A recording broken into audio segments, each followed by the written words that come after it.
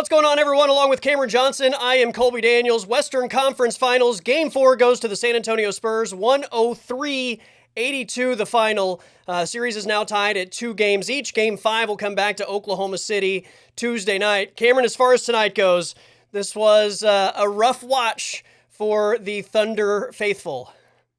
I blame the nuns. Whatever they were blessing Luke Cornett with before the game, it clearly worked. But no, it was a very uninspiring effort to watch. And to be fair, it doesn't help that on top of Jalen Williams being out, you find out before the game that AJ Mitchell is also out. Two guys who have consistently been your secondary scorers. So that doesn't help. And but it was one of those games where you could tell pretty early that something was off. I mean, you look down at the stat sheet with 3 minutes left in the first quarter, and the only person with points is Isaiah Hartenstein. I mean, an early indicator of what was to come. Yeah, I think to your point about Jalen Williams and AJ Mitchell, I mean that's I think where we have to start, because for as good as Shai Gilgeous-Alexander is, when you are in the postseason, you cannot have a singular ball handler slash shot creator slash floor general, right? I mean, for as great as Shai is, somebody else has to take on some of the load of bringing the ball up the floor. Somebody else has to take on the load of not only being able to create a shot for themselves, but for others. And somebody else just has to be somebody that can dribble the basketball and run the offense. And, I think Isaiah Hartenstein does a really good job of, they're good at running the offense through him in the high post. But, that's him with his back to the basket and looking for passers. He's not doing anything off the dribble. He's kind of one-dimensional. Without A.J. Mitchell and Jalen Williams, they don't have another guy to do that, and I thought that was pretty glaring tonight. Now, if you go back to Game 3, obviously A.J. Mitchell leaves that game at one point and didn't play for big stretches of that game, and the great equalizer there is shot making, right? When you have elite shot making and three-point shooting, you can make up for a lot of that, but the Thunder weren't dropping a lot of those looks tonight. San Antonio, I think, was obviously much more aggressive defensively, and this is the product you end up with, a very inconsistent Thunder offense. I want to go back to the Lakers series for a second, and I think I probably hammered it home too much, and the AJ Mitchell point, he was great in the scoring department against the Lakers, don't get me wrong, but I continually found myself saying it's not just the points, it's what he's doing to be able to dribble the basketball and take Shai off the ball and not wear Shai down from just having to get the ball up the floor. It's what he's doing to generate some shots of his own, to generate shots for other people, and just to run an offense. Again, sometimes shots are going to fall, sometimes they're not, but having somebody to do all those little things is so valuable in the postseason, and I think tonight's the perfect example of what can happen when you don't have a secondary, point guard or point forward, whatever, Jalen Williams kind of a point forward, but you get my point. I mean, the Thunder have 3 of those guys essentially. It's SGA, it's J-Dub, and AJ Mitchell, and credit San Antonio for how physical they played Shai, and they didn't double team him all night the same way they had been. Castle did a really good job on him one-on-one, and the rest of the defense played really well, but the Thunder were desperately missing just a second version of somebody to facilitate the offense. Yeah, you go 18% from 3. That's not going to cut it in this situation, especially whenever San Antonio was so dominant in the paint, too. I think they had 50 points in the paint compared to the Thunder's 36. You got to get something to fall from beyond the arc, and that just wasn't happening tonight. And I mean, it was really an uncharacteristic performance for a lot of the guys on the team, and a lot of that is credit to the Spurs defense. But I mean, Alex Caruso didn't have a single point, attempted one shot after being kind of the secondary scorer through the first 3 games. And there were some guys who stepped up, like Isaiah Hartenstein having those first 8 points. I think he had the second highest point total tonight. But yeah, I mean, San Antonio, just that aggressiveness kept it close and got them a few wins in those first games. I thought after the game 3 that they might start starting to wear down. Yeah.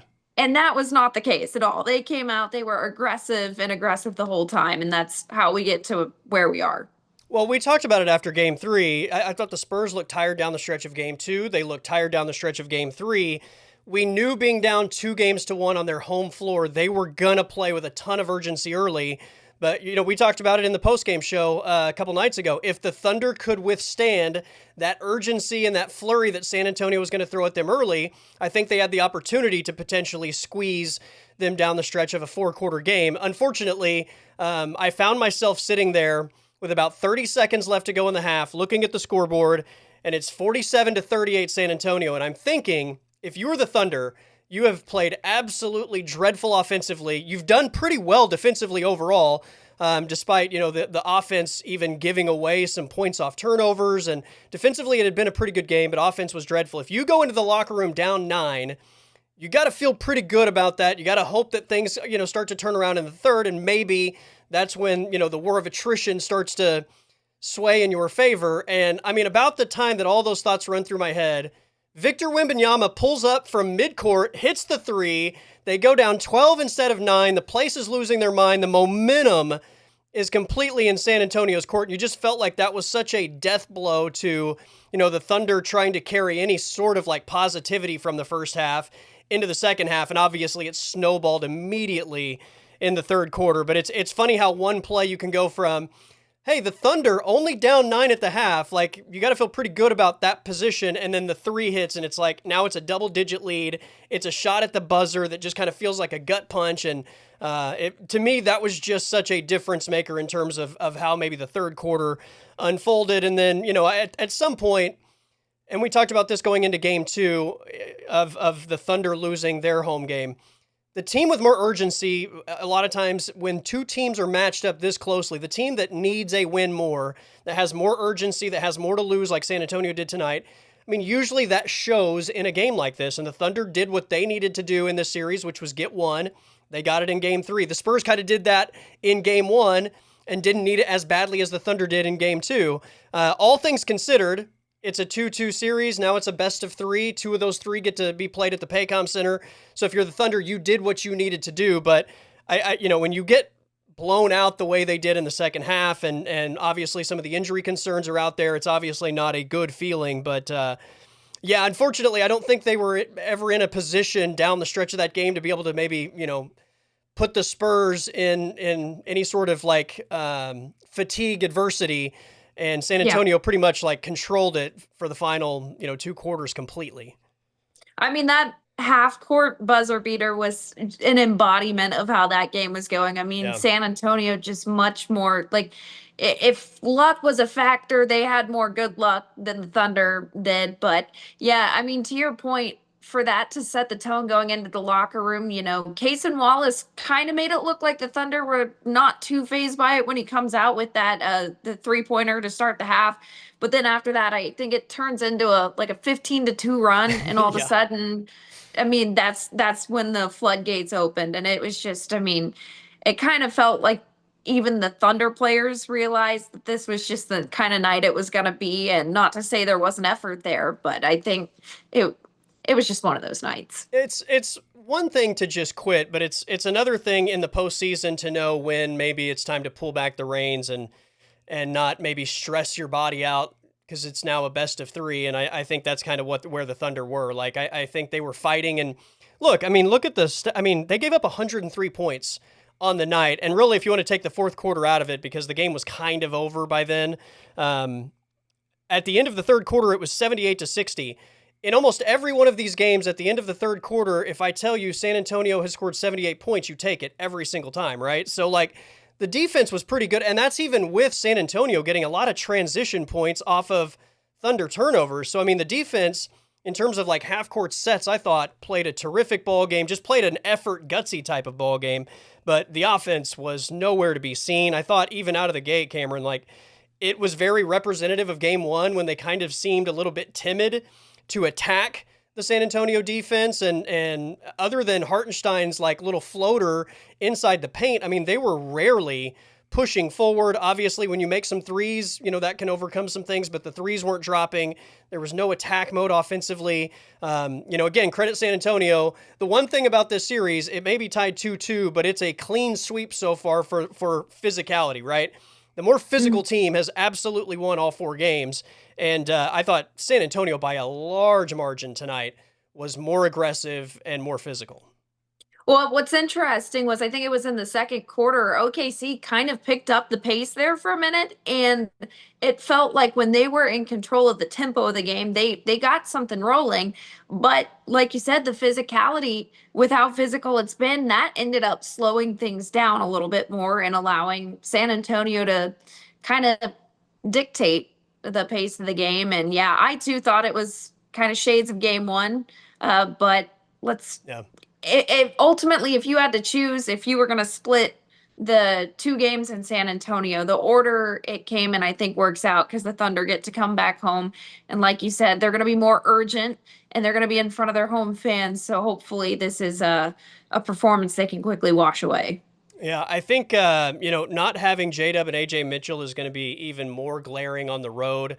Role players typically play much better on their home floor. Tell that to, I guess, the game three bench players for OKC who just had an all-world performance. But typically that's the way it goes. So, if you're worried about what the role players did tonight, I mean, you would expect that across the board, those guys are going to be better on their home floor in game four. I would just say this.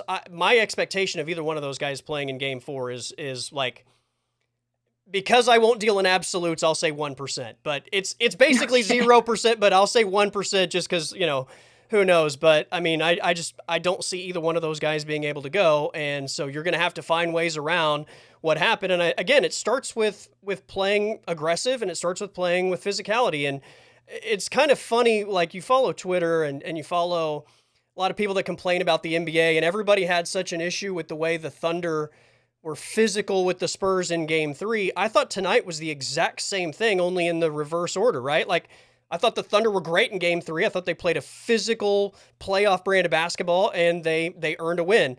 I thought the Spurs did the exact same thing to the Thunder tonight, but nobody complained about the physicality. It was, hey, look how good San Antonio's play. It's kind of crazy that it goes that way, but again, the Spurs brought the fight to OKC, and OKC didn't have a counterpunch and just couldn't match that physicality. But I do think, again, with no AJ Mitchell or Dub in game five, if it goes that way, I think guys like Jared McCain and Jalen Williams and Isaiah Joe, if he gets a bunch of, I mean, typically those guys will just play with a little more confidence at home.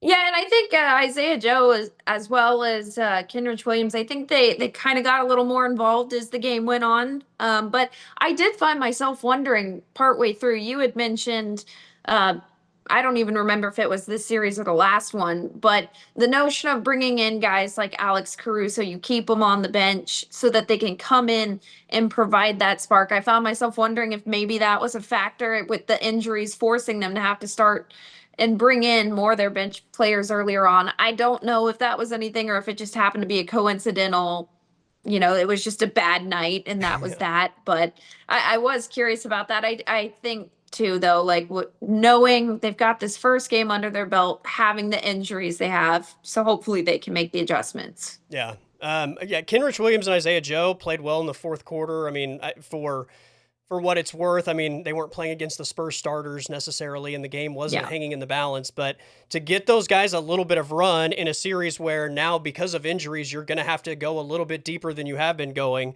I think is a valuable thing. So, yeah, I mean, I think it's a good thing Kenrich Williams hit some buckets. I think it's a good thing Isaiah Joe saw a couple of shots go through. You mentioned the 3-point numbers at the beginning of this. What was it, 5 of 33 or something like that? 5 of 34? Yeah, I've got it somewhere. Where is it?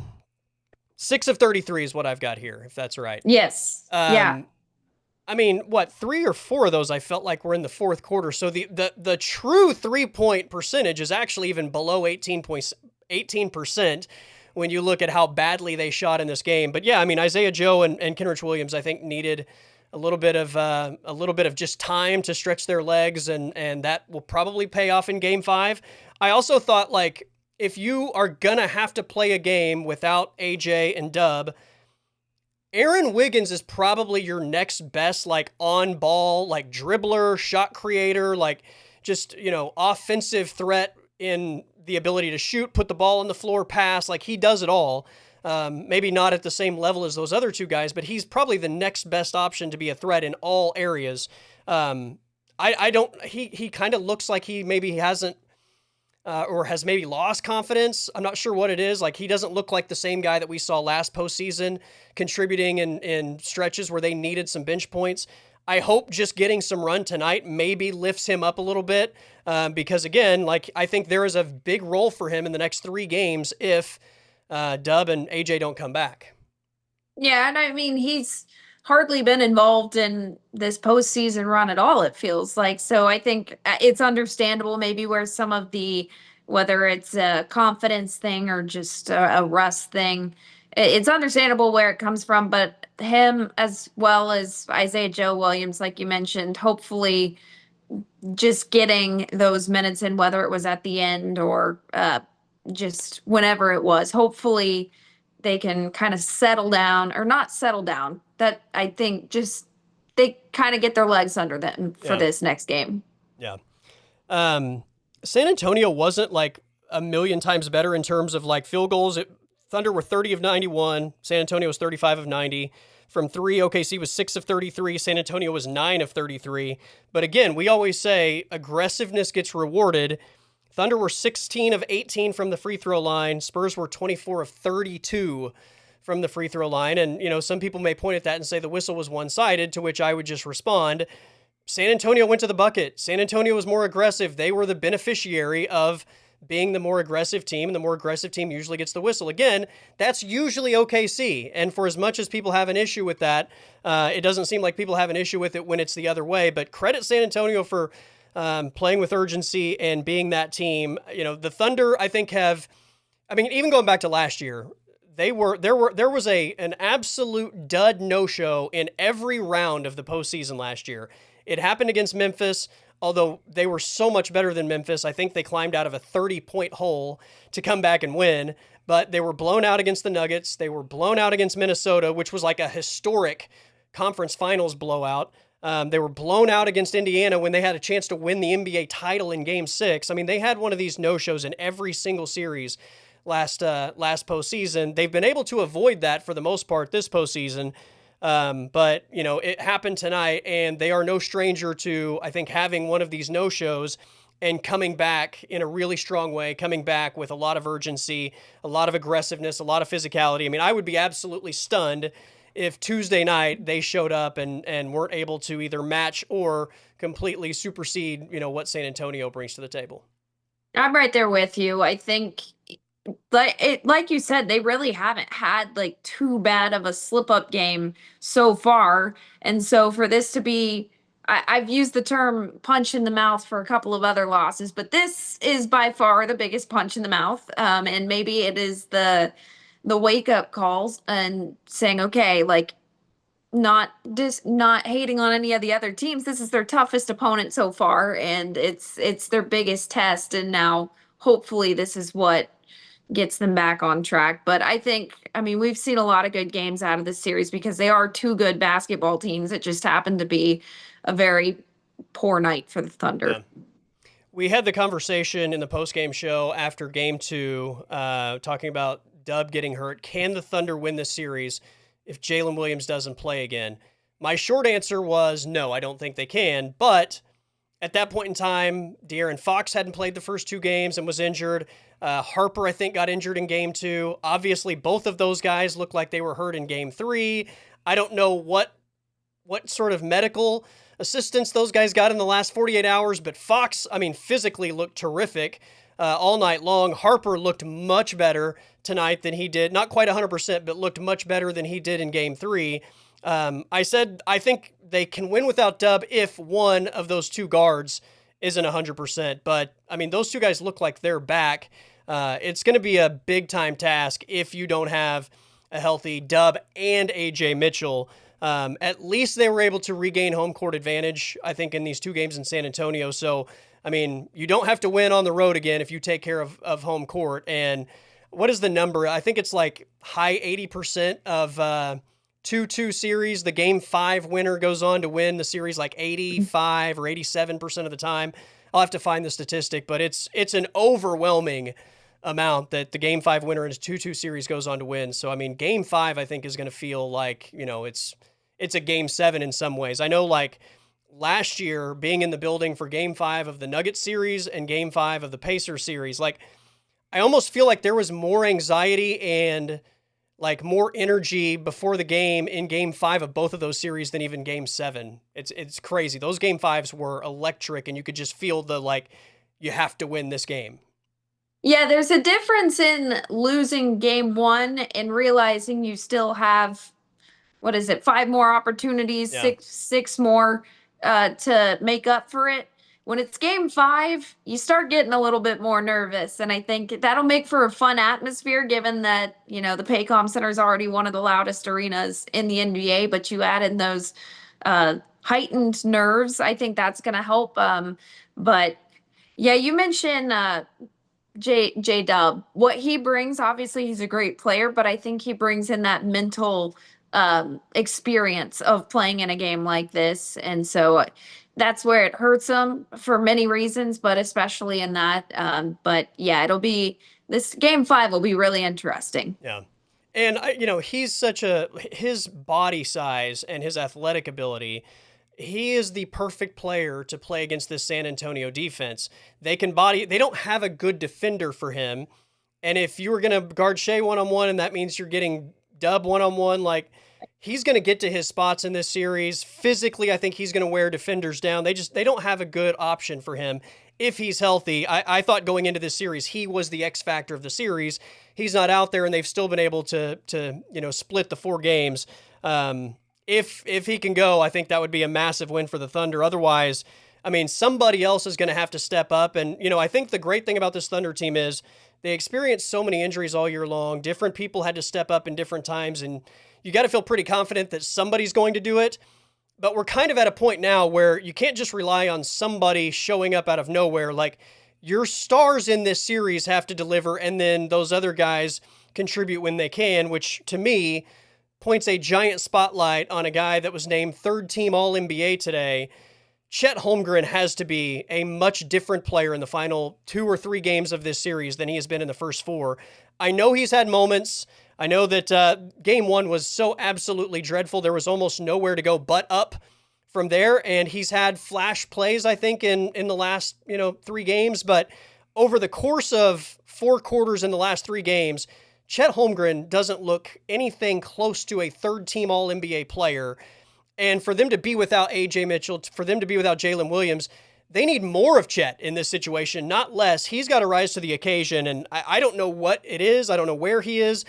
Like, I think we all said, like, going into this series, like, the Wemby thing may get to him. He's not even been matched up on Wemby that much in this series, and he still seems to be a deer in headlights, just sort of, not playing physical, not finding, his spots. And it's almost like when the ball does come to him, he's just like, I don't even know what to do with it. He's not, I think, going up strong for rebounds. And, like, other than, like, some help side block shots, like, he hasn't really been super aggressive in this series and super decisive. And if they are going to be without A.J. Mitchell and they're going to be without Jalen Williams, and their 3rd team All-NBA player is not going to play like a 3rd team All-NBA player, they could be in big trouble. So, like, if you're a Thunder fan, you have to be praying that Chet Holmgren is going to show up in this series starting in game 5.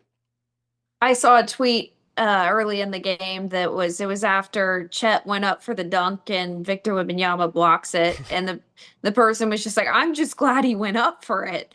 But I mean, it's all kind of like you said. It's I don't know if it's just the confidence thing, but he lacks the aggression on the offensive end right now that they as a team need. They need to be more aggressive, and if he, like you said, of all people, is not delivering that, then they could be in big trouble, as you said. And he's still effective on the defensive end. Comes away with, I think, 9 or 7 of his 9 rebounds were on the defensive end. So it's not that he's not doing anything. He just has to figure out something on the offensive end, especially, you gotta, originally we thought that this series might have come down to him guarding Wemby, and a big factor of that was to pull Wemby out of the paint. You need a guy who can shoot from beyond the arc and defend. Yeah. That just hasn't been evident at all. Yeah, I mean, he's had a couple of finishes at the rim the last couple games. He's had a couple of putbacks, but his offensive game overall has been pretty below par. And I mean, the fact that there have been multiple instances in this series where he's had the ball and a guard from San Antonio prevents him from getting a shot off. I mean, he's had multiple shot clock violations in this series with a guard defending him. He's had multiple, I think, possessions in this series where he's got the ball on the block and there's a guard on him and he's not able to finish. Multiple possessions in this series where he's underneath the rim with an opportunity to get a rebound and a guard either gets the rebound from him or is able to just tip the ball away from him instead of him grabbing the rebound. Like, you're 7-1 and you've got these 6'6" guys that are playing more physical than you and outworking you. And I multiple times I think in the series he's gotten the ball on the 3-point line, and instead of just pulling the trigger, he just seems to hesitate and he doesn't know if he wants to shoot it or put the ball on the floor. And then once he hesitates, I feel like it's over, because most of the time I think that results in him dribbling too much and then he loses the ball or gets it stolen. There was a situation early in this game where I think he's standing out at the top of the key and somebody throws him the ball and it just goes through his hands, and then it's a backcourt violation, and it's just like, he just doesn't seem like he's super focused on that end. And then if you're not focused, obviously you can't be aggressive, but he has got to, I think everybody knows that he has an incredibly high ceiling, and he has played, I mean, incredibly well this year. He's grown a lot from where he was even a year ago, but to get in the biggest series of your life and to see the regression, I feel like, has got to be very disappointing to Thunder fans. And like, I know his teammates still have confidence in him, but he's got to start helping out, especially when you consider your next two most offensively gifted players behind SGA weren't able to go tonight and probably not going to be able to go on Tuesday. Especially coming off the series he just had in the semifinals. It's like, where did you go? Now, granted, I think we've mentioned it a lot in the mental side of this rivalry and this matchup in particular. I really just think it took its toll in game one, obviously, but now I think it's him versus himself as opposed to, Yeah. because he's like we mentioned, he's not on Wembanyama anymore, hardly ever. So this is just, I think he's lost his touch, and whatever it takes to get it back, he needs to do, because I mean that's a problem for the Thunder if not. Do you happen to know any nuns living in the Oklahoma City metro area that you might be able to call in If for Game only. 5? If only. Well, again, like 103-82 is the final. It's a blowout win for the Spurs. I mean, again, the point total doesn't matter. It's a 2-2 series. Thunder got what they needed out of these two games in San Antonio, which was one win, reclaim home court advantage. The positive, again, is they will come back for Game 5 and they will have a lot more urgency. And I think guys will play better on their home floor than they do on the road. The big concern is obviously your two other, on-ball offensive players not being available. So I think there is still a lot of reasons to be optimistic, and there's still reasons to worry. This is very much a series. I think we both picked it in 6 and 7. So this is right about where we kind of thought it would be. And now, it's a best of 3, which makes Game 5, massively important. And I think if anybody has the opportunity to get to the Paycom Center on Tuesday night, you're going to want to be there, because I think you're going to experience one of the truly electric atmospheres. It is going to be off the charts. And, if the Thunder show up and play with urgency like I think we expect they're going to, that place is going to be rocking. If it's a no-show offensively, it's going to be a pretty heartbreaking night, because I think the crowd is going to be juiced and want the team to give them reasons to cheer. But if you can't score, then, there's no cheering. But I think the vibes pregame, especially for you, this is your first playoff run, it's going to be unlike anything you've seen to this point. I would expect it too. And I think the big thing to remember, and I should have remembered this after last game, is not to overreact too much to some of these. I got a little comfortable after they pulled away for that, because like I said, I thought the Spurs were going to start showing signs of exhaustion. Yeah. And like in the Lakers series, those signs of exhaustion started coming earlier and earlier. So I thought we might be on track for that. And then this happens. Yeah. So all that to say, if you're an Oklahoma City fan, you probably should not get too hung up in what happened tonight, and know that team is capable of a lot more. But obviously injuries will play a big role, but I think there's just too much that is going to haunt them from this loss that they'll get it turned around. Yeah. And always remember, like, I think in these series when teams are closely matched, and this doesn't apply when one team is significantly better than the other, because the Thunder could have probably sleptwalked against Phoenix and LA, and I mean, at worst, gone 5 games. Like, those teams were not going to push the Thunder in any way, shape, or form in the series. In a series like this, the team that plays with more urgency or that comes off of a game where they're feeling like they've got to deliver more, I mean, they're going to have a big opportunity in the next game. I mean, these people are humans, right? Like, human nature is when you're backed in a corner, you're going to find an extra gear that you're not going to find when you're not in a corner. And OKC was backed into a corner after game 1. San Antonio was backed into a corner after game 3. And what happened after both of those games? The other team came back and delivered a big punch. So, everybody thought the Spurs were going to run away with the series after game 1. Then everybody started talking about gentleman's sweep after game 3. I think the Thunder's playoff experience, if physically, I think they can get through these next games. And obviously, all the things we talk about sort of go out the window if AJ Mitchell and Jalen Williams aren't there to create offense. But in a perfect world, if you're able to actually play offensive basketball and play close games, I do think the Thunder's experience is going to continue to show. They got so far behind in this one that, down the stretch of the game, they were never able to put San Antonio on the ropes where they could, I think, sort of force fatigue to play a factor. But maybe that happens in game 5. I'm expecting another thriller, and we will have an hour-long pregame show coming up on Tuesday at 5 p.m., and then we'll break everything down following the game. So, final thoughts from you? Yeah, a dud of a night for them. But like you said, Oklahoma City's going to be backed into a corner. I expect a much more urgent performance in this next game. I expect another really tough game. I don't know that I see a blowout, but I think you're going to see a much sharper look from Oklahoma City. Hopefully, they get some good news on the injury report. Otherwise, what's already a tough road is going to be even tougher. But I think we'll see a lot better than what we saw tonight. There you go. San Antonio takes Game 4, 103-82. The final series is now tied at 2 games each. Game 5, Tuesday night from the Paycom Center. Tip-off scheduled for 7:30. For Cameron Johnson, I am Colby Daniels. We'll see you Tuesday afternoon at 5 p.m. for pregame coverage of Game 5.